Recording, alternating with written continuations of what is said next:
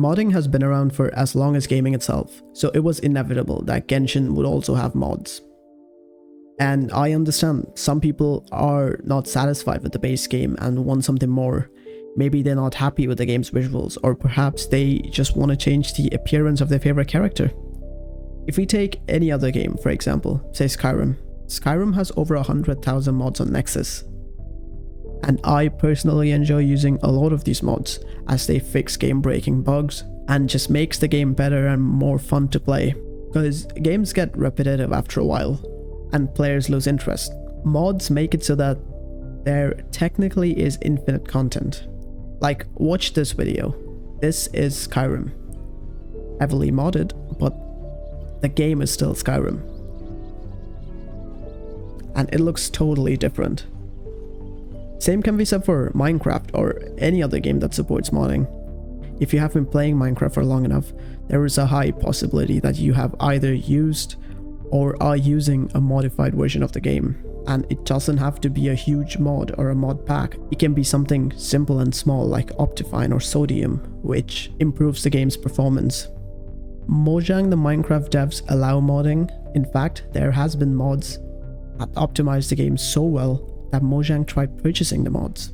On the other hand, Genshin has mods, but it doesn't have nearly as much mods as other games. Genshin has a couple thousand mods right now. But these mods are different. You see, modding the game is against the Hoyoverse terms of service due to the nature of Genshin being an online game.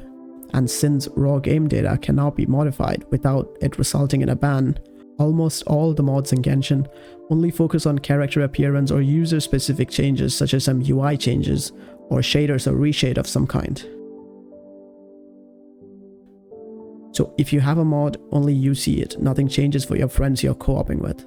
So the big question is, are using these mods bannable? Well, it could lead to a ban.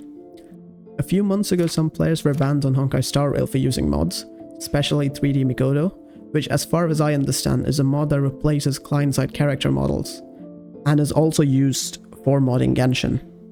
Now many mod makers claim that client-side modding is safe and won't result in a ban, but this raises the question of why the Star Rail players were banned. The simple answer might be that although both games are from the same parent company, they use different anti-cheat detection systems.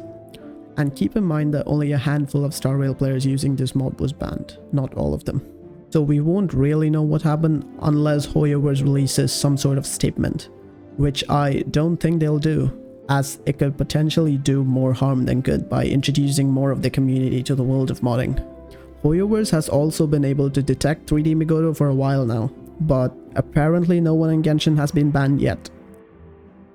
And since Genshin has been able to detect 3D Mikoto, I don't think it's the difference in anti-cheat system that is causing the bans in Star Rail. It might just be that the Star Rail devs woke up one day and just decided to ban a few people. As I said, we may never know until they release a proper statement, which I don't think they will. Now, let's get into what 3D Mikoto is.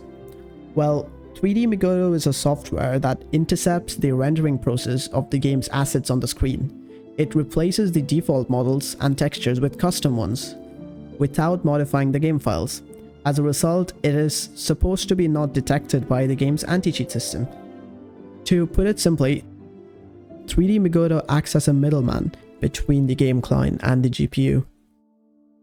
Usually, when the game wants to render a character model like Raiden Shogun, the game directs the GPU to access the Raiden Shogun model from the game files. With 3D Mikoto instructs the GPU to access the Raiden Shogun model files from the mods folder instead of the games folder. And so, the game receives a completely different Raiden Shogun model. So, is 3D Mikoto safe? Well, that's what the vast majority of the modding community claims. However, it is worth knowing that both Genshin and Star Rail's 3D Mikoto GitHub pages include a huge disclaimer. I strongly recommend only using private servers for modding. Using these tools on official Genshin servers carries a high risk of being banned. I do not condone the use of these tools and programs on official servers and take no responsibility for any consequence as a result if you do. So why does Genshin and other similar games not allow modding? Well, one reason might be they fear that certain mods will be made that provide an unfair advantage when used, or the reason might be simpler, such as them losing money. If a mod for a skin that is paid in-game is released, then the incentive to purchase that skin is no longer, which on the smaller scale won't be a lot of money. But if the mods were legal and used by everyone, the amount quickly adds up, and the game will be losing potentially millions of dollars. To be honest, the Genshin community does a very good job of making sure this doesn't happen, as I spent a while searching through the mods and I didn't really find any mods that were straight up copies of in-game paid skins. However, I did find some other questionable stuff. There is also the issue of moderating a large number of mods. If Hoyoverse were to allow mods, the number of mods created would reach the hundreds of thousands. Moderating all of these mods would be quite challenging, and I think Paul put it best over on Reddit. It's a lot easier to just say no mods than have to deal with analyzing all of them by a case-by-case basis, making sure no one snuck some sneaky code into one of these in an attempt to capitalize on goodwill. With all that being said, if you still want to mod Genshin, go ahead, but consider whether it's really worth it to potentially risk losing hundreds of hours of playtime. If you have already made up your decision to mod the game, then just keep a few things in mind. Avoid downloading random mods from the internet. You should know this by now, the internet is not a very safe place, so only download things from trusted websites or mod makers who have a good reputation in the modding scene. And this is not only for modding, it's a good internet hygiene in general. If you are following a modding tutorial, use your common sense. If the tutorial asks you to download something that seems suspicious or isn't mentioned in the mod requirements provided by the mod maker, it is best to reconsider following that tutorial. One wrong file can mess up your computer. And finally, if you are modding, avoid sharing photos with your UID, as doing so will likely result in a ban. So was this video required? Was there a need for me to make this video? I honestly don't know. I wanted to make this video because I've seen a lot more people try and mod the game, and I didn't want them to get banned because they were doing something which they're new to. And I know the chances of people getting banned by modding Genshin are quite low. As far as I'm aware, very few people have been banned by modding the game.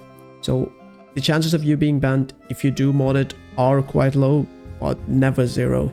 And I'll leave you with that. If you've enjoyed the video or you found it helpful, consider leaving a like, as it really helps out the channel, and maybe even subscribe.